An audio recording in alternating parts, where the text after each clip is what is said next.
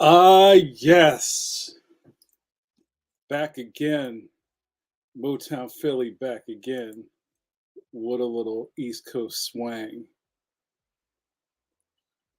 Your boy JN going off. Not too hard, pause. Not too soft. You know the phrase that pays. Well, hello, and welcome back to Coffee Break with JN. Not Good Morning Vietnam, not AM Philadelphia. It's well, hello, and welcome back to Coffee Break with JN. You may know me as such names as the administrator of this facility, your internet hairbrusher and best friend, um, and also Jean-Luc Picard, the captain of said ship, the UNC JNN, Jamar Nicholas Network. Well, hello. Let me clear my screen. Let me clear my throat and welcome you all. Hey, guys. Welcome to Tabernacle.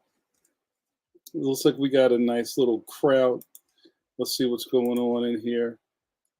And let's do a roll call. Sound off, you guys. Sound off. Let's see what's going on. I see a lot of superstars up in here. I see the caffeines are in full effect. Caffeines, you know who you are, caffeines. Friends and regulars, not decaf. Of coffee. How are you guys doing? Let's do this roll call. Let's see who's here. I see. Who do I see? I see my man Matt Waringo. What up, Matt? I see El Jamal, El Boogie in the building. What's up, El Jamal? I see Duke. It's gonna be okay, yo, Joe. I see Nakota. I see Notorious Rios. Yo, I see Stunt Ken in the building. Hey, yo. First sip of the night. If you guys are making a drinking game out of sippers, I hope not. First sip of the night goes to my man Stunt Ken. You know him in these streets. Sip of coffee from my man Stunt Ken. That's right, Jordy said I had to get my coffee. You know how it works.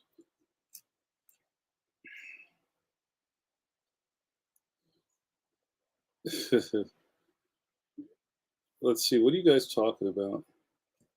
Duke likes the fit. Thank you, sir. Duke says JN looking like Kenny Bunkport today. Fresh fit. JN, well, thank you. This is a oldie but goodie. I may be the only person that dresses like a fisherman but does not fish. Um, but yeah, thank you. So this is you know, I have many looks. Depends on what's going on. Depends on how I feel. One of my favorite movies. I know we could quote movies all day, but one of my favorite movies is my favorite breakdancing movie, Beat Street.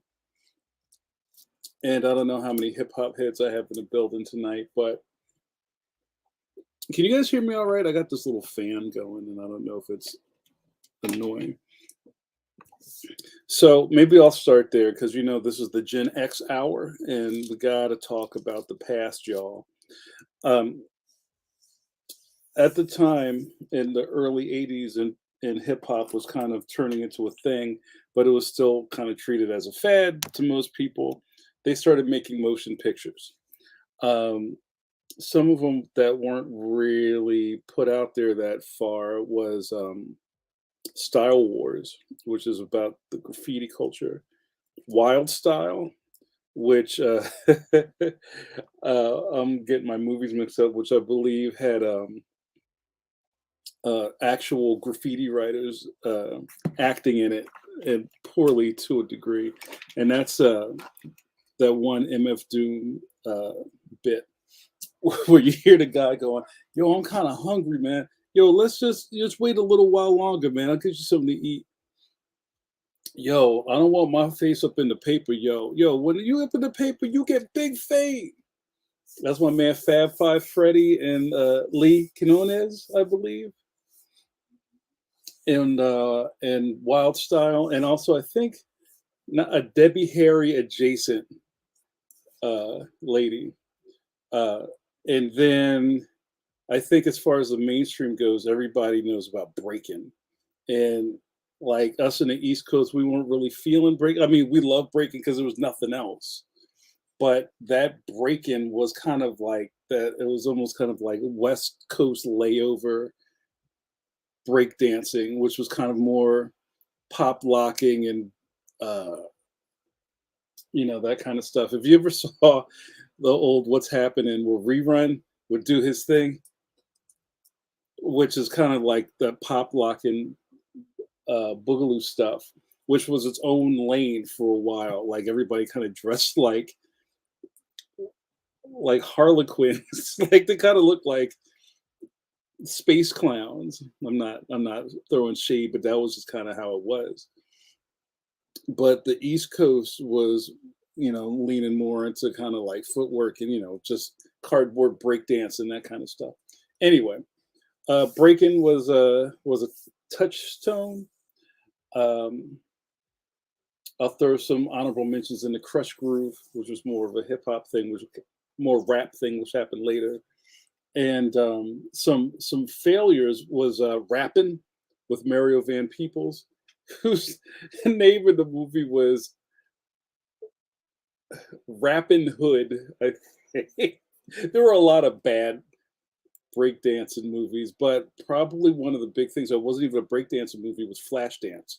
When Flashdance came out, and I think it was the New York City Breakers, there was like two or three scenes where they're breakdancing. It was like a quick moment. And heads went to see Flashdance just to see that. Maybe to see the girl like do the plunger thing with the water. That was another thing, but that was later. So, wait, what is going on in the chat? I'm like just talking, and y'all are talking about totally different stuff.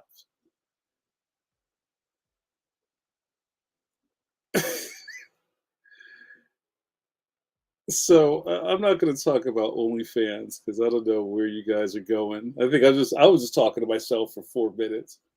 But anywho, I'll address the chat. So there's something I said on the last couple of live streams where we're talking about whatever we're talking about, comics or Comic Con or whatever. And I think I picked this up from webcomic people. Uh, I think it makes people uncomfortable on the kind of creative side of things to call people fans.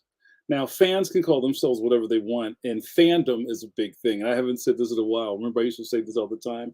When I'm talking about fans, I don't mean you, I mean fandom. And over the past couple of weeks, um, I've been hearing that term a lot. I have a new intern for the summer, and they talk about fandom a lot, and I'm learning things. But a lot of people are uncomfortable saying they have fans. They'll say things like, "Oh, I have readers." That's what I learned from webcomics people. You go, "Oh no, we don't say that. We say my readers." So,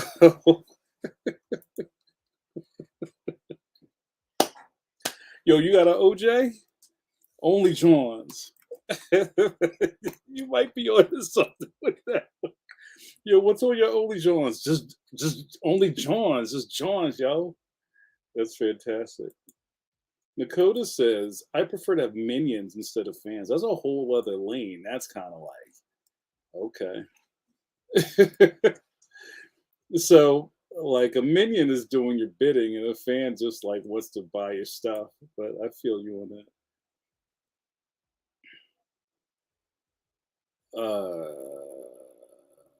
So where did this start? I'm going back. I don't know. Somebody, I think was it Stunt Cannon just started talking about fans. I don't know. I don't know what's going on, you guys. I mean, it's all the same, and I feel like if you're being respectful to whoever is kind of paying attention to you, I think that's the most important thing. I will say this, and I talked a little bit about this on some other uh, things I was on recently. Guys, I'm a little tired. I'm a little tired because I've been traveling, and that's nothing new. But I think I'm a little worn down. And luckily, I kind of finished my last thing for a while, and I'm just kind of in the lab until the middle of August. Oh, my fan was like, well, could you hear the fan? I'm kind of hot in here today. I don't know. I'm having a hot flashes. Um, where maybe we can talk about in the space of Comic Con going on right now, and I am not Comic Con. I was at Comic Con last summer. It was cool. It was crowded. I got COVID. A lot was going on, but I was glad I went. Um, I was last weekend. I was in Massachusetts uh, at the Springfield Comic Con, which I had a great time at. But it's interesting that the time I was there was, I had my table, my setup, and I was set up next to your friend and mine, Mark Mariano of the Leaping Mariano Brothers. Shout out to Mark. And also my man Jason May. You know Jason May in these streets. Jason May is a fantastic cartoonist. Go check out his work. And he also, I think, he's never on coffee break because I think his Jason May Draw Clubhouse is on YouTube and it happens around the same time. So either he's just finishing or it's happening at the exact same time as either coffee break or it might be pencil to pencil. Anyway, we were Jason was off to the side from me, and Nick Davis was next to me, a fantastic gentleman. We're friends on Facebook.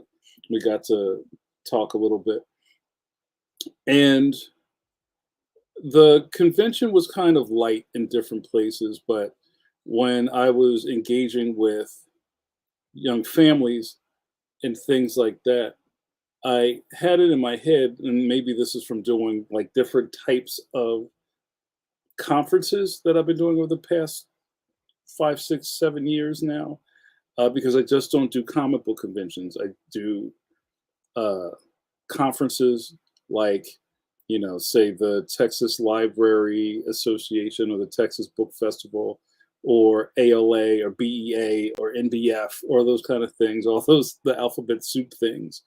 And all the energies are different, the crowds are different, the engagement is different. But I'm in at a Comic Con, and I'm not talking about San Diego. I'm just talking about like maybe something like Springfield or Tidewater or Baltimore, what have you. My mind is set in a place of giving people an experience, and that it might sound lofty, and that's not really what I'm going for. But to some of these kids, it might be the first time they're meeting an author, or like at a bookstore signing or something like that. And you go in, and there's this person sitting behind a table just staring at you with a pen in their hand. And it could be intimidating, it could be nerve wracking. I don't know. I don't know how you approach it. And I'm wondering maybe if we could flip this for a second after I finish what I'm saying. I want to ask you guys a question. I love when I can talk to a family about Leon or the books and things, or just even how I got to be in front of them. And then they're like, cool, we'll give it a shot. So then I say, can I sign the book for you? And a lot of times they're surprised that's a thing you can do. Wait, you'll sign it? Yeah, sure. And you want me to make it out to anybody or just sign it?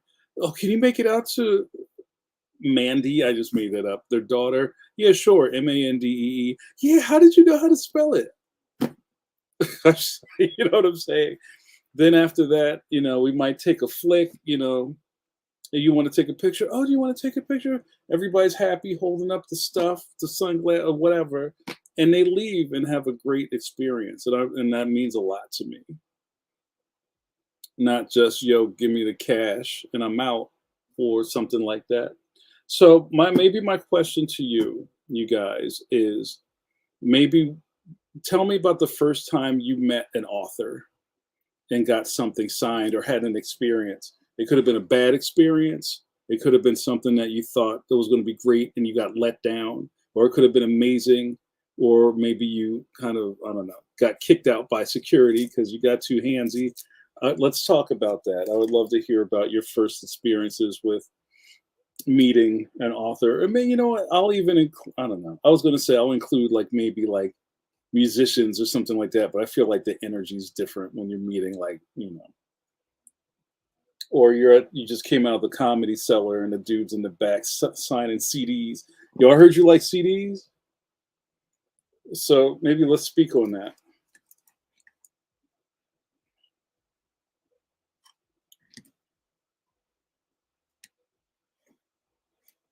Did the chat freeze? Nobody's saying anything. That's making me nervous. Let me see if I can.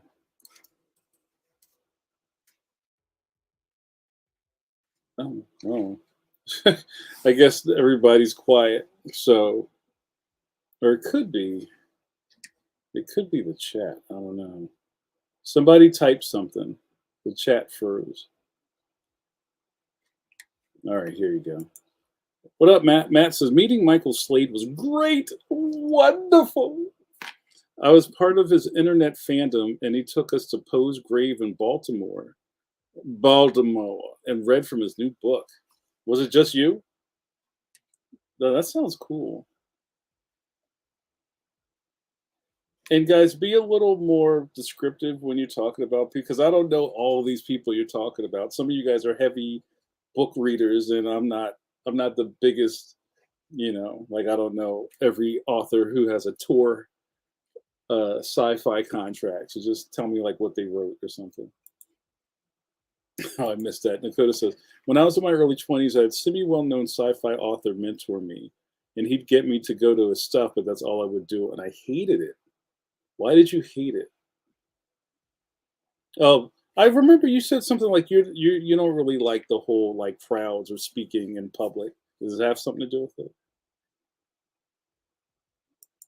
Yo, what up, Ben Harvey? Ben Harvey says first author I met was Jamar Nicholas. All right, I'll take that. It was amazing and nerve wracking at the same time. That's wild. Matt says no, about 10 of us. Oh, that's interesting. JRD says, I don't know. I met Styron and his wife, but they were friends of my mother's, so do they count? And William Styron wrote Sophie's Choice. Got it. Matt says Michael Slade is a horror crime novelist in Vancouver. Got it. JRD adds, my mother was a short story writer when I was born, so I had writers all around me. In addition, a death penalty activist, so my childhood was weird. That makes me think of the Cosby Show when we can't even talk about the Cosby Show without people getting cringy. Like it was a show what happened, and people were on the show. So I'm going to talk about Cosby Show, where Cliff's famous friends would always show up at the brownstone. Like you come home from school and Dizzy Gillespie's in the living room, or we're gonna go to the studio and hang out with Stevie Wonder for the afternoon. That's a flex. Going back to Nakota's public speaking thing, Nakota says the funny part is I can speak to crowds in public fine. I just really don't like being around people I don't know. It's fair. Duke Duke says I never actually met him, but I corresponded with Pierce Anthony of the Xanth series, among others, and got him to send me a signed book plate for a first edition I'd managed to snag. He was delightful. El Boogie says, I met Will Eisner at MegaCon. In one corner was Alex Ross, and another corner was J. Scott Campbell. Eisner was in a corner with no line. So I just got to hang out and talk to Eisner for about 30 minutes. Wow, that's wild. I don't know what to say. Jamming on the one. La la la. Jamming on the one. El Jamal, I miss you, bro. Where you been, man? We got to catch up. Jamming on the what? But no, I believe it. I mean, how many? I can't count how many times I was at a Comic Con and somebody like rolled in an old guy uh, in his wheelchair, and people just like, "Who's this old guy?" Like, yo, that's. I think it was like Lee Nordling. Like, didn't he create Green Lantern? Because I remember like he was just like wearing a whole green suit, and his lovely wife put him into the thing. Nobody knows who these people are, and it's kind of sad in its own way. But like some true hearts would come over and shake their hands and tell them how really heartfelt greeting about how you were my childhood or whatever, and give them love. There's no line, and I think that says more about the our business than anything else. JRD says, I will say that having writers and actors around me when I was young, who I later found out were major figures, meant I learned early on to just treat everyone as people, not professions. That's like people, not money. Gente, no dinero. But I like that. Okay, fair enough. I felt a little sharp, El Jamal, but okay, I get it. I'm glad you're here tonight. I got it right, right? Awesome. All right. JRD says, because I treat everyone as an individual, that usually helps me talk with anyone and have good convos, except Stan Sakai. I was a burbling moron with him. That's funny. Yeah, there's some people that you just get really like, kind of gun shy to talk to. Dakota, okay, Dakota was talking to Matt about that. Um, I'm trying to think of times where I have this old memory of this was like the 80s. It might have been like Empire Strikes Back came out. And I know it was that time because I had the snow speeder and I lost something in the snow playing with my snow speeder. And it might have been that spring, but I saw in the newspaper because I was a voracious reader when I was young.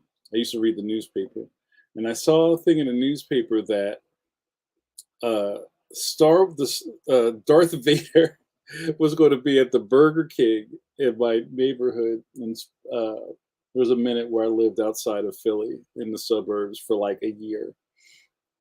Uh, on the Golden Mile, and I was like, Mom, Darth Vader is going to be a Burger King." And she was like, "What? What are you talking about? Can we go to Burger King and meet Darth Vader?" Like, I was old enough to know that wasn't Darth Vader, but not old enough to know that it wasn't Darth. You know what I'm saying? I was so caught up in the imagination and the hype of Star Wars. I was just like, "Yo, I want to meet Darth Vader," not like if it was real or not. And I bugged her all weekend, and finally she was like, "All right, fine." And we get there, and we missed it, or they never showed up, or something.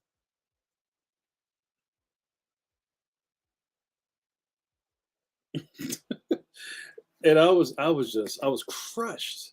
But I don't know what I would have done if I met Darth Vader. You know what I mean? That was weird. I do remember that. El Jamal says, "Yeah, I met Peter Laird at SPX through the homie Dan Berger. Sip of coffee for Dan Berger." Hold on, get your sippers up, you guys. That was a good sipper, El Jamal. Sip of coffee for my man Dan Berger, the first turtle guy I met, and an indie cred all star in good standing. Dan Berger was part of Mirage Studios, and also he, if I'm not mistaken, El Jamal, didn't Dan do most of the syndicated newspaper Ninja Turtle strip? And I think he also did some of the Archie comics. So what's funny with that is I spent a lot of time hanging out with Jim Lawson last weekend at Springfield Comic Con. He was set up right behind me, and I I bothered Jim for a long time. But we go back a ways, and we're decent friends. So um, I think Jim might be one of those guys that I'm kind of like, we have really good conversations, and sometimes I feel a little awkward because I'm just like, "You're my favorite turtle guy." But we actually had this conversation. We was like, "I don't remember how we met." It was probably Dan. Yeah, it was probably Dan. That's right. So I think Sue's just appeared. What up, Suze? We're gonna get it in. Pause. Hold on. Sue says Martin Odell was the designer of the Pillsbury Doughboy. I did not know that.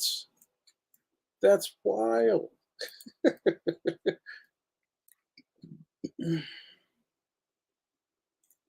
So Jared D understands where I'm coming from. I understand exactly. Vader came to belts to promote Empire late 1980. He just, you know, got a Imperial shuttle that opened up in the parking lot of belts, and him and the Red Guards come out. Wait, they didn't have the Red Guards in Empire, did they? Maybe they did. I can't remember. I thought that was Return. Anyway, Vader came to belts to promote Empire in late 1980, and I was the same. I knew, but I didn't. I even wore my Vader tee. Oh, that's what it was. I just, I might have to play this and get a strike. Hold on. I gotta make a note to myself or I'm gonna forget.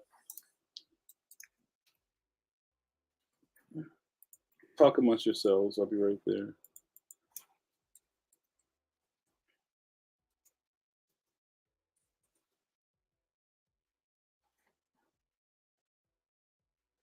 I knew there was something that I wanted to say to you guys, talk to you guys about, but I totally forgot. And I was kicking myself all afternoon because I remember I had something I wanted to play with you guys, and then I forgot what it was. So I have to see if I can find it.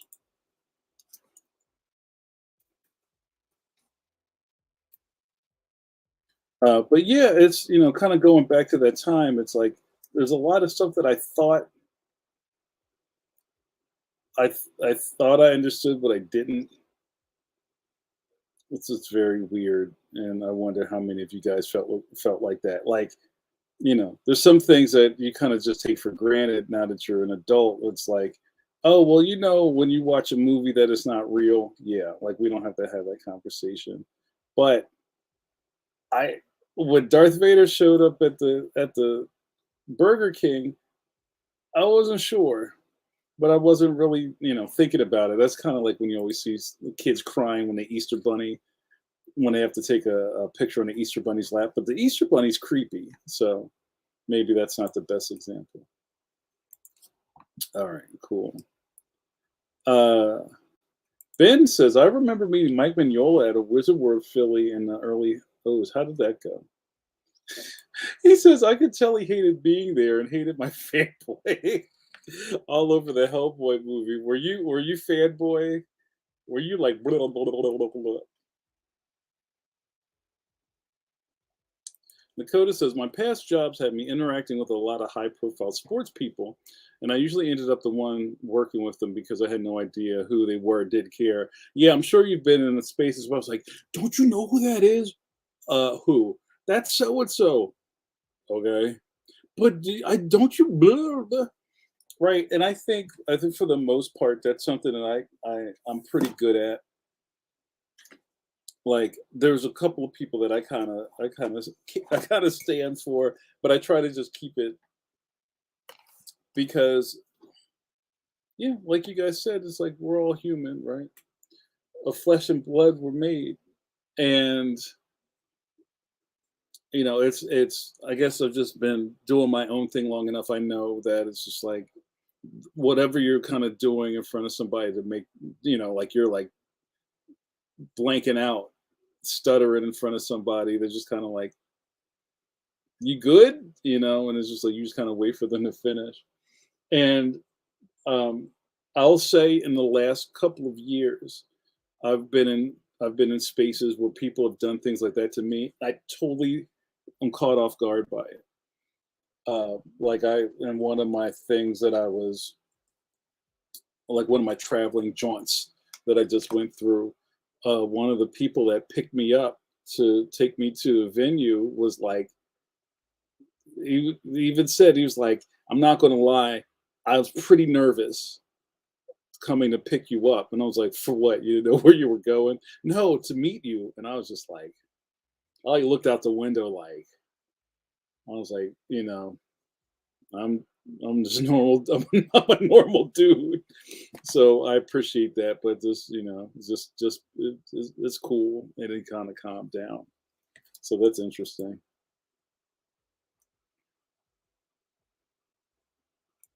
Elton says Jim did a lot of SPX in the late '90s, early thousands. Dan introduced me to him as well. Yeah, maybe that's where I met him. Yeah, because that's we were like heavy at SPX back then, and everybody was kind of there, So that's cool.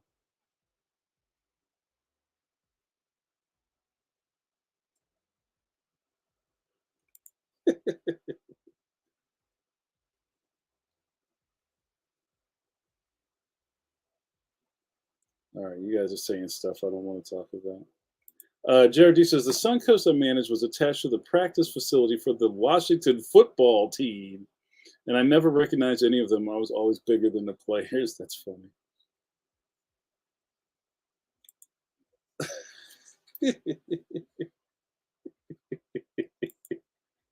Lilo Dallas multipass, multipass. I love it. Yo, eternity forever. Just entered the building. Oh, hold on. I can't. Is Sue still here? I almost forgot. I gotta do the JAWN. You guys, you know what to do.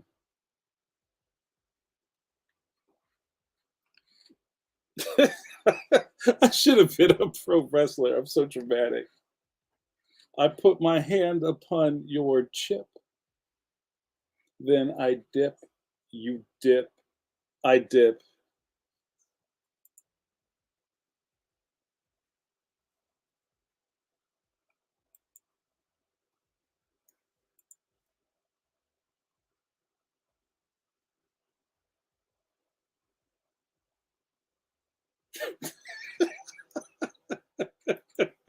Sue's pose.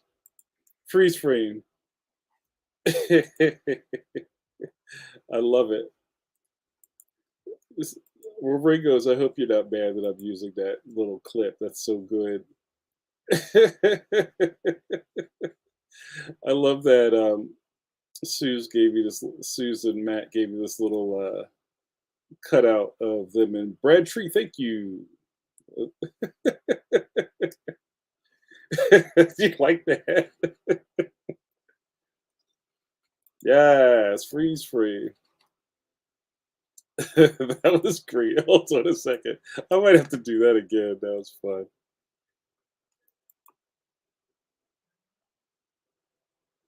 That's like multiverse Sue's pose. Too much fun. Um, Come on, pose, pose, Vogue. Yes, sir. Oh, you heard that snap? You.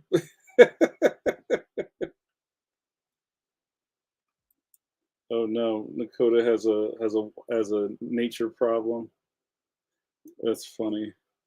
Um, so yeah, I mean, it feels weird talking about myself in a sense that somebody would be like, "Oh, JN," and it's always weird to me when it happens once in a while. Um, and I was going on to this rail earlier about I don't know, just keeping things in perspective, right? And it's like your perspective on kind of like what you're doing in your life or doing with your career or doing with your business. And you just keep moving forward and forward and forward.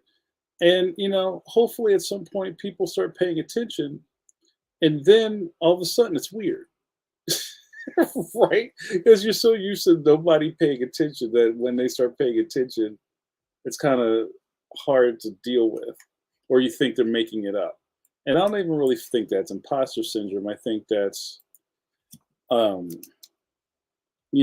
leveling up. I think that's what leveling up is. And I think it's all how you kind of handle it, how you package it, put it together. Um, I don't know if I can find this thing. I found this really great thing and now I can't find it. So maybe I'll just play one of them. And we're not, this isn't monetized anyway. So, all right, hold on one second. Yo, the next thing, we got to do that. All right, hold on a second.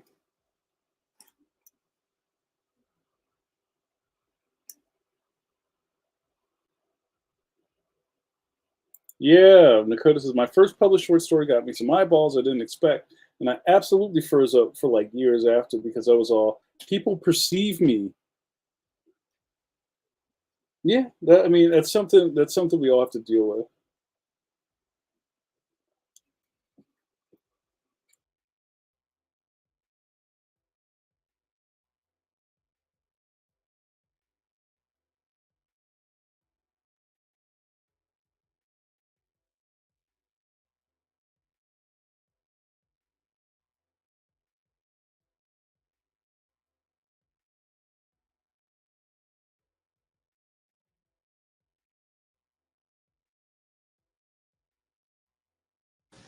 It's a bird. It's a plane. It's underoos! Well, wobble my webs. It's a real change of underwear. Wearing underoos is fun. And you can choose for more than one. There's all Franklin stuff. And the Flash. Superman. Spider-Man. The Thing's a smash. Underoos are fun to wear. Yeah, something super new in underwear. You'll find the underoos display when you buy underwear. It's underwear that's fun to wear. Yo.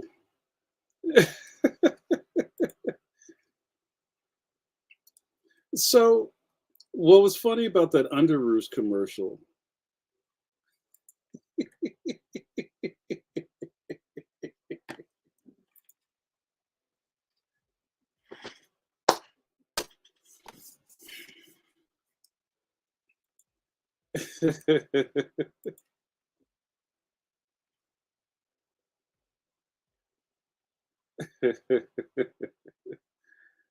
That's so funny. Yo, what up?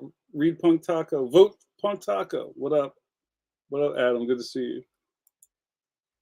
Sorry, I'm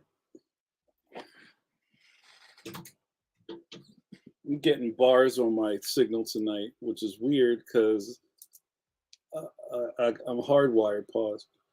Um, all right, there's stuff going on all over the place. So going back to that other thing, and hello everybody, the second shift just showed up. Like 7 people just showed up all at the same time. So right, that's a thing. And I haven't had like one of our tabernacle uh, um, uplifting speeches in a while, but it's kind of like I may be proof positive of you kind of keep hitting your head against the wall, and at some point it'll go through, and then it's on you to believe it, right? So it's kind of like you spend so much of your time trying to make something happen, and then it happens, and you have to believe it yourself on top of everybody else. So you can easily get in your own way. I know a lot of people can't accept compliments. I know some of y'all who I give compliments to who can't accept compliments. And I've learned a lot of things from a bunch of different people over the years. And when I was doing that project with Jeffrey Canada, I learned a lot about how to just not like be humble or whatever. That's not necessarily what I'm trying to say, but just, people are going to say what they're going to say.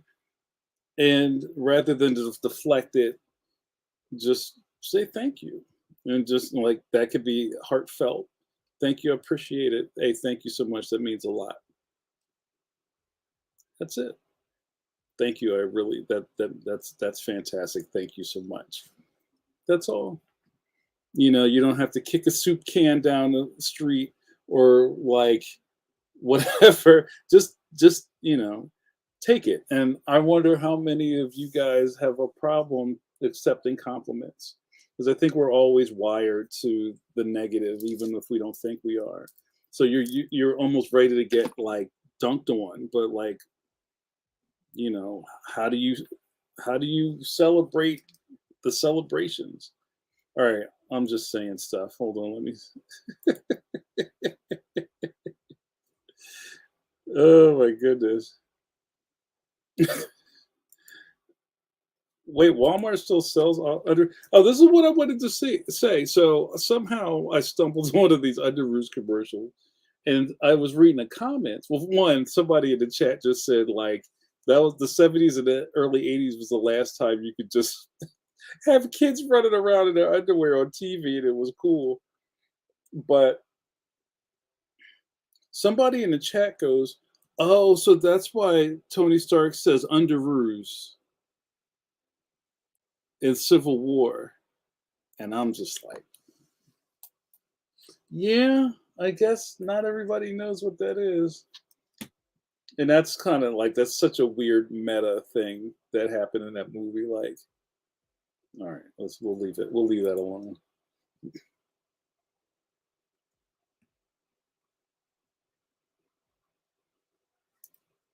Okay, all right. I see an ID in a coffee check. I've not done a coffee check in months. El Jamal, you're the only person to ask for a coffee check. Let's do it. What up, Steven? I see you. Hold on, let's do a sip of coffee. Hold on. See, all you guys had me sweating earlier when nobody was in here, and then everybody shows up at the same time. Okay, what up, Steven? Let's give a sip of coffee for my man Stephen Payton. Stephen came in. We chopped it up at Fan Expo Philly, right? I saw you there. We're hanging out with Hawthorne. It was good to see you, bro. You guys get your sippers up for my man Steven. Steven also gave me a lot of love at Baltimore. Good to see you, bro. And you said, I gotta say, some people seem to hold compliments like it's gold bricks. But I roll with a compliment and it makes me feel good. I actually make it a point to write at least a letter a month just thanking someone who has positively impacted me. More good vibes. I love that. That's good tabernacle right there. That's good squishy. All right, coffee check. You guys, we haven't done ones and twos. We haven't done coffee checks in a long time. I'm putting bets out, and I have knob prizes sitting on my porch. If you can kind of, well, we'll get close. If you get the closest to what I have in this cup, I'll send you a knob prize along with the other mountain of mail that I haven't sent people out. So, how can we do this? So, from a scale to 100% is full and 0% is empty, what percentage of coffee do you think I have in this cup? And I won't sip it because that's usually how I cheat you. So let me know, and I'm going to go through these comments.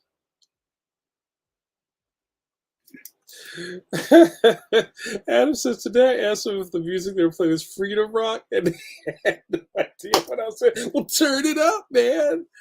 Yeah, they don't know. Stud Kid says, yeah, from personal POV, accepting people actually complimenting you is difficult because one is used to not getting it. And when given, it's more caution on whether a compliment is real. Yeah. Yes, sir. Yup. All right, El Jabal says 25%. Dakota says 60.87 fractions. Math. JRD says 17%. Matt says 25. I call Shogun says pi percent 3.14. Yo, E, what up, E? E says 28.5. Okay. Steven 12.5. Anybody else going to weigh in on this? I don't know. Anybody else? Last call. Last call for your bets. Let me see if I can find anything else I missed up here. Then I'll do my station ID.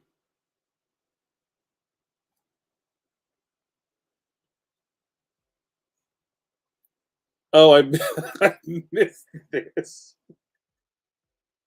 Yo, those with this. Yeah, I'm gonna leave that one alone. That's what's up.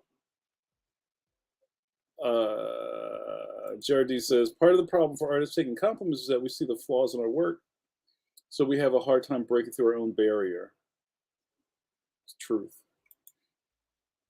All right, let's do this coffee check, and then we're gonna do ID.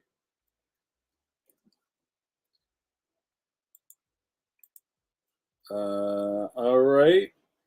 You know how to reverse Drake. We haven't done this.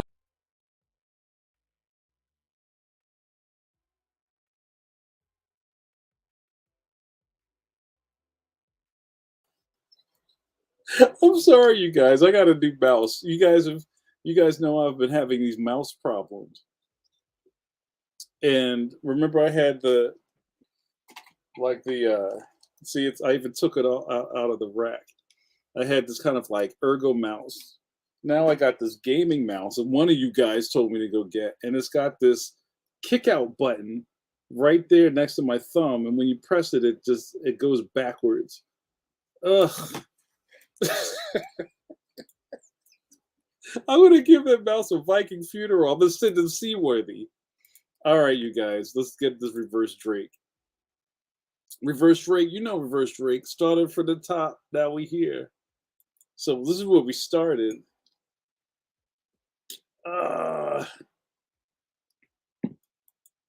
This is where we at. So this is the 25%. I'm going to say I have a little more than 25%. I'll say it's like 35.7. So if you got somewhere between 50 and 25, I'll give you a Nobel prize.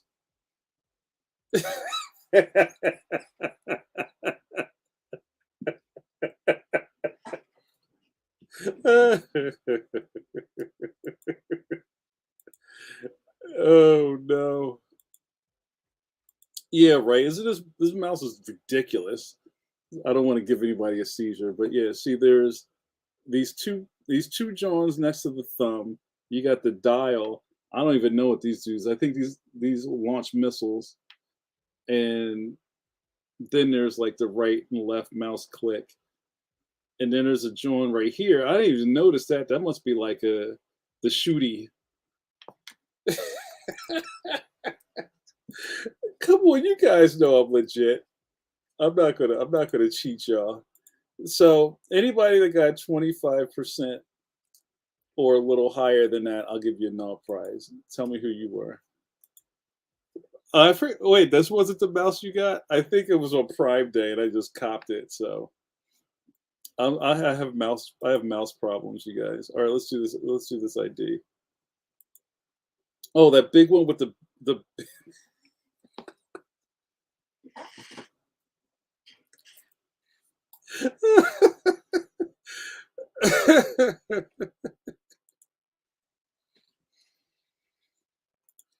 All right, you guys. Oh, my head hurts. You're watching Coffee Break with JN. With your boy JN. Guys, I can't do this alone. I can't do Coffee Break all by my lonesome. If you guys don't come to Coffee Break, I'm just talking to myself. We don't want that, right? Coffee Break is it's sweet manna from the gods to be able to come on here and chop it up lovely with my caffeine. Caffeines, you know who you are, caffeines, friends and regulars, not decaf. Tell them, Suze, of Coffee Break with JN. That's right. No decaf in this Major Falcon. No decaf in this Humpty Dumpty. This Mickey Ficky. Only brown tops, not orange. Up in Coffee Break with JN. What happens here? You get to hang out with me, Jamar Nicholas. I'm also a cartoonist. I go by many names. Some favorites. Johnny Carson. That's wild stuff. John Cena. It's another. PM John, Paper Doll. That's another. John Voight is another. And also, Duke called it. This tis the season. Kenny Bunkport is up in here. You know what's up. You get to hang out with me and watch me drink coffee and run my mouth. And when I'm out of coffee, I don't even need to say it. Where's Trey? Have we lost Trey to the winds? Are we calling it? Is this the time we call it? Let's hope not. Thank you guys for joining in. And also, I would be remiss. I say that a lot. If I didn't ask you to join my Patreon today, what are you waiting for? You get to watch It Ain't Hard to Tell, the fortnightly best Patreon podcast in existence with me and my man Miguel Hawthorne. You know Mike Hawthorne in these streets. Batman illustrator. Yes, the Batman, not some other Batman. Batman on your comic book shelf. That's right. We're old friends. We kick it. You ask us questions, we answer them. What else do you need? Get on the bus, Gus. Come on. What I gotta do out here, y'all. And for all my patronuses who are watching, I thank you.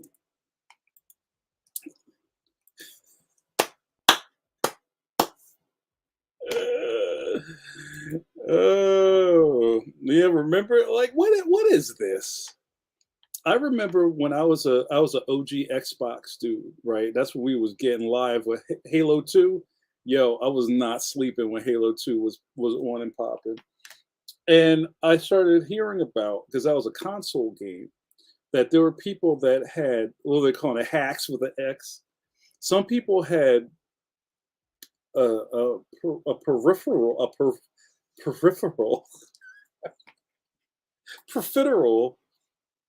where it was a mouse and a keyboard that they just plugged into their Xbox. So they had that precision sniping.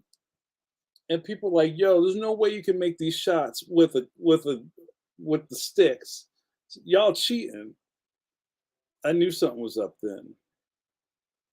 iCall says, I have a G700S that I will be using until it bursts into flames. El Jamal says, I just got a small programming keyboard. 9 keys. Game changer, and allows me to use a simple mouse with 2 buttons.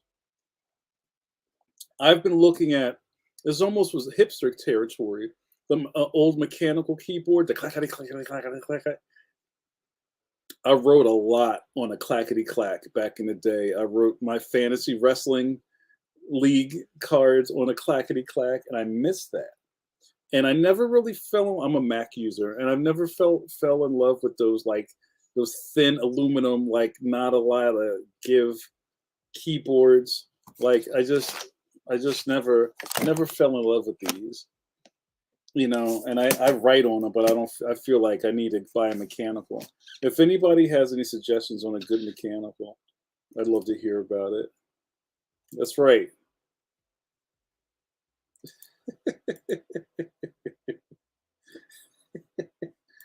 Yo, I just saw this, and I sent it to one of my video game buddies. There's people still who are doing stuff with OG Xboxes. Because I told you guys, people mod everything, but people mod OG Xboxes and put like a Tesla battery in it. But somebody was like, "Yo, y'all ain't ready. I got Forza playing." He had a picture. I'm not going to show you the picture, but he had 1, 2, 3, not 4, but 5 Xboxes all linked and sitting on top of each other, and then had all of the inputs going to separate CRT televisions. You know, those big hernia breakers. He had one in the front, 2 on the sides, and he had one in the back, pause, and he had another one up off to the side as a rear view mirror.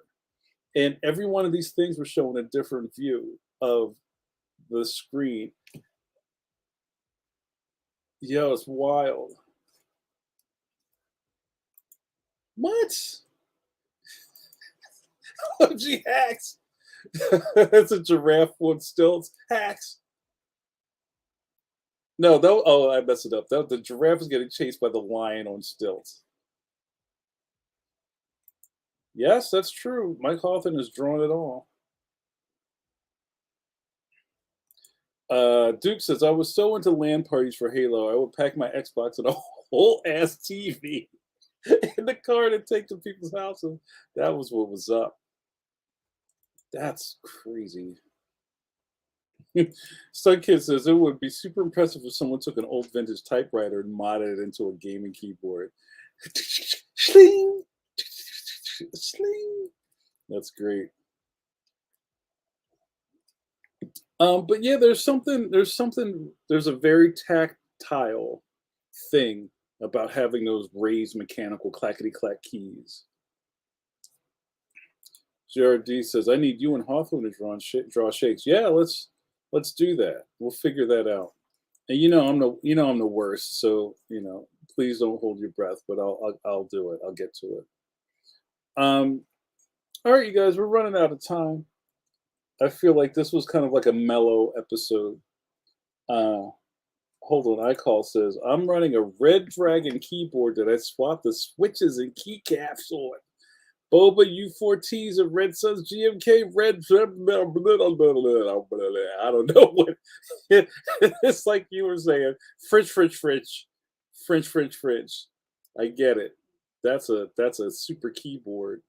It's almost like the same kind of thing that you see people doing with arcade fighting sticks, like those guys that go to Evo and those kind of championship Street Fighter tournaments in a hotel ballroom, all have their own like controller they bring with them, and you got to get the top flight buttons. You need those Sanwa buttons, concave or convex. And then you got the 4-pound springs on the control. It's serious. Just how anybody puts the same energy to RC cars or Lego, whatever you have that could get modified, people will modify it. Yeah, you lost this, man, but I believe you. JRD says, I love the split mechanicals where your hands were set more ergonomically and raised it. Oh, I remember those. Those kind of like Shadowrun keyboards. All right, y'all just showing off over here. Nakota says, I have to get keyboards that have the right coating on them because anti-glare will trigger a migraine. Really? That's interesting. Yeah, it's real. And it's easy to fall down that rabbit hole, especially like even, because I'm like in this gamer space and I'm always looking at and this is going on at San Diego right now. And this is a San Diego edition. I just saw on my YouTube, I subscribe to a lot of YouTube arcade and man cave gamer people. And there's a bunch of people there talking to the arcade one-up guys, like people that make those like not full-size replica arcade cabinets that people have in their basements. And there's whole communities of people who buy these things and immediately swap out the guts and put something else in there that's better. Like, the big blue Street Fighter cab is cool, but you got to get rid of the sticks and put in these hat buttons and the Sanwa stick. Yeah, I hate a mushy keyboard, pause. So I want a nice clicky keyboard with at least 2 millimeters of travel. Yeah, we went somewhere else tonight. I love it.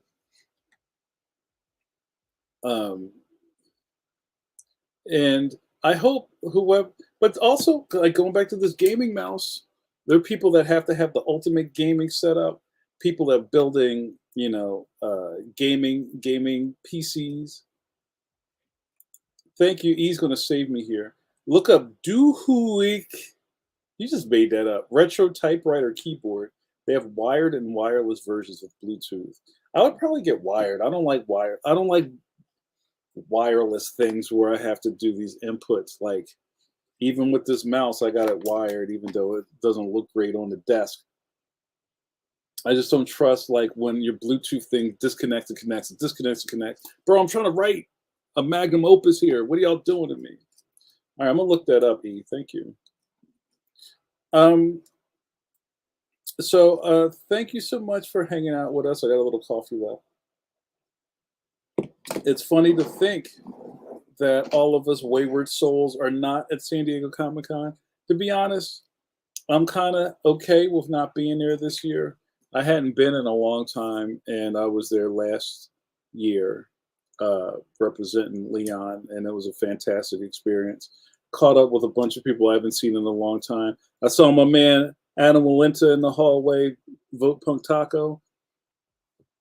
It's crazy, but you know, like I've been saying for a while, I'm a little road weary, and I needed to recharge and just kind of like, you know, refreshing the bag and going right back out the door is like not the greatest thing in the world right now.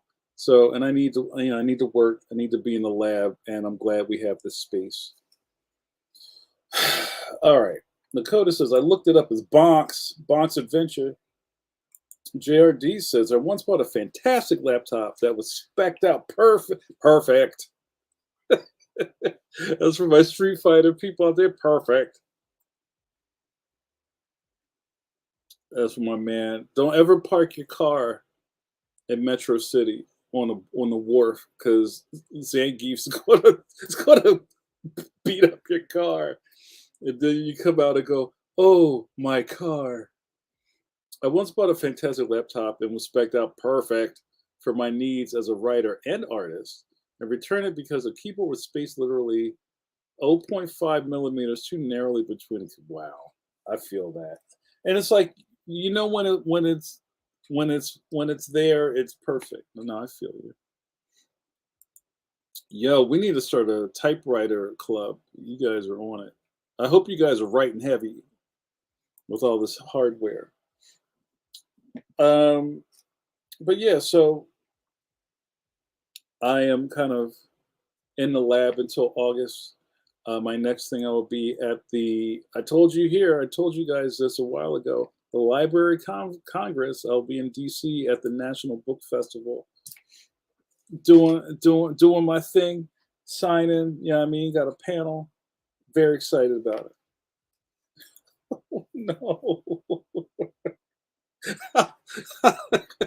I'll make a note of that. Oh no, you had to replace the Matrix. I love the Matrix.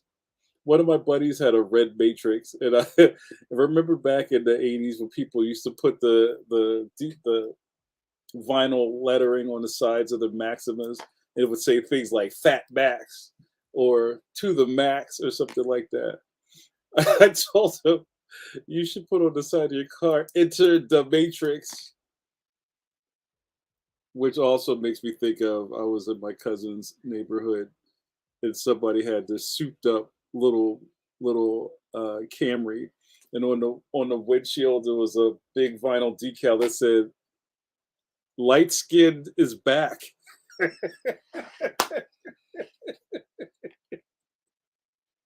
Oh, I love it. Don't let anybody drive your car. JRD says in regards to DC, we will try and zip out to support you, JN. If you're in town a while, maybe we can find you some ramen. I do enjoy ramen. I think I might be on like a super like impossible mission heist thing. I think they got me going in and out. Pause. But let's try to connect because I'm always down for some ramen. That's one of my secret loves. The Marianos love chicken wings. I love ramen. Everybody loves ramen. You remember that show on CBS?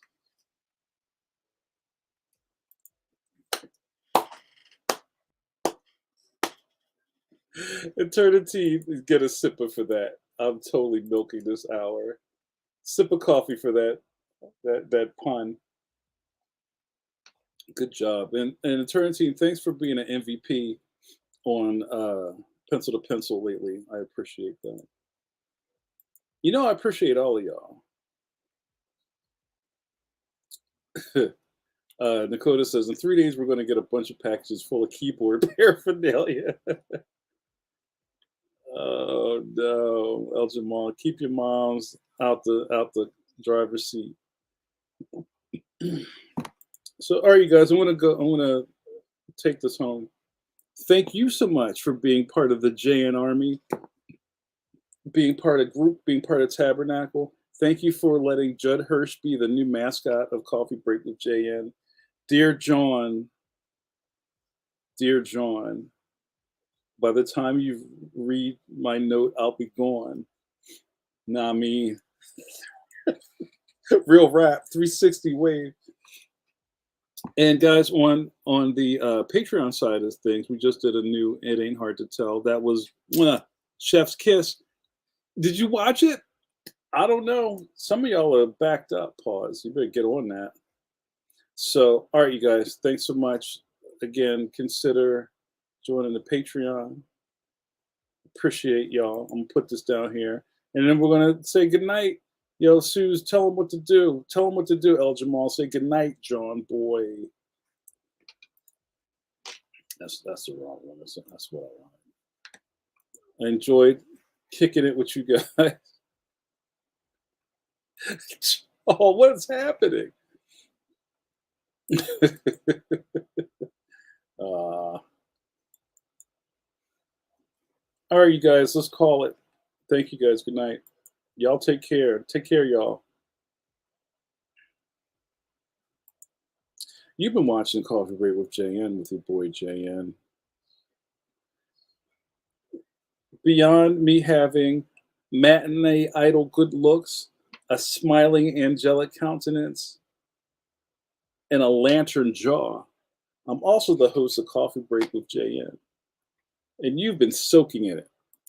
I appreciate your eyeballs and all of your support. Thank you so much. I appreciate y'all.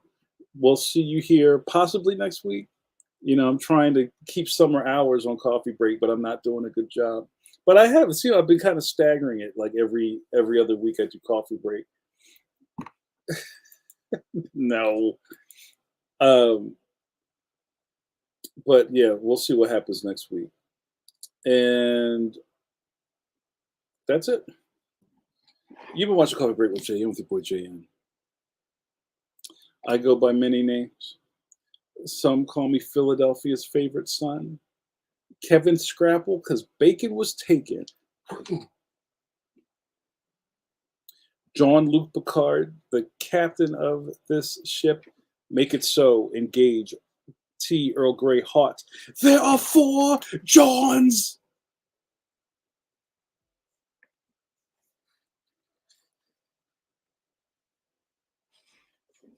In your internet best friend and hairbrusher. What happened here tonight? You got to hang out with me and my caffeines, and we chopped it up. You know how we do. But now that I have drinking all my coffee, you know what to do.